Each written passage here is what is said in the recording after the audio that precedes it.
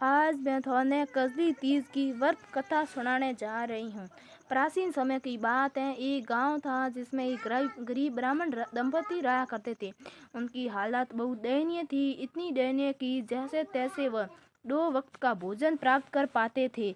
लेकिन ऐसे में जब भाद्रपद महीने की तृतीया तिथि आई तो कजली तीज थी। तो ब्राह्मण की पत्नी ने कजली तीज का व्रत रखने का संकल्प लिया और उसने ब्राह्मण से कहा, सुनो जी, आज तो मेरा तीज माता का व्रत है, आप कहीं से सने का सत्तू लेकर आओ।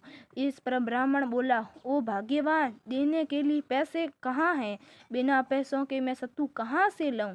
ब्राह्मणी ने कहा, ये मैं नहीं जानती, चाहे चोरी करो या डाका डालो, लेकिन मेरे लिए सत्तू लेकर ही आओ।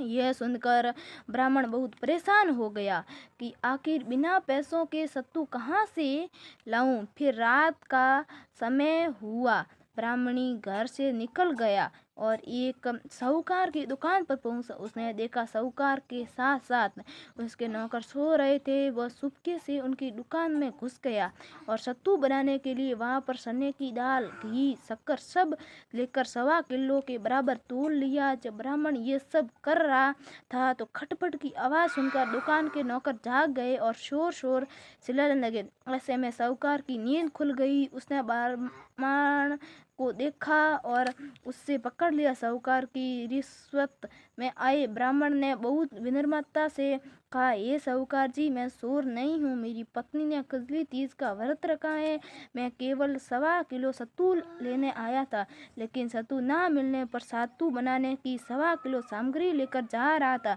आप मेरी तलाशी लेकर देख लीजिए। साहूकार ने सोचा कि कहीं ये झूठ तो नहीं बोल रहा है। साहूकार ने उसकी तलाशी ली और उसके पास सत्तू के सामान के अलावा कुछ नहीं मिला। साहूकार ने वो तोल कर भी देखा, वो सामान 1.25 किलो ही था। ब्राह्मण ने कहा, ये साहूकार चांद निकल आया है, ब्राह्मणी मेरा इंतजार कर रही होगी। उनकी गरीबी को देखकर साहूकार की आंखों भर आई। नम आंखों से साहूकार ने कहा, आज तुम्हारी पत्नी को मैं अपनी धर्म बहन बनाऊंगा। इसके बाद उसने ब्राह्मण को शत्रु, आभूषण, गहने, रुपये, मेहंदी, लस्सा और बहुत सारा धन देकर ठाठ से विदा किया।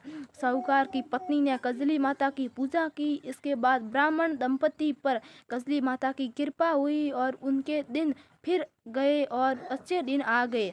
तो यह भी कजली तीज की व्रत कथा। इस कथा को जो भी पढ़ता और सुनता है उसकी कल्याण होता है। इस कथा को पढ़ने या सुनने वालों के साथ भगवान सभी के दिन वैसे ही फेरे जिस तरह ब्राह्मण ब्राह्मणी के दिन फेरे थे।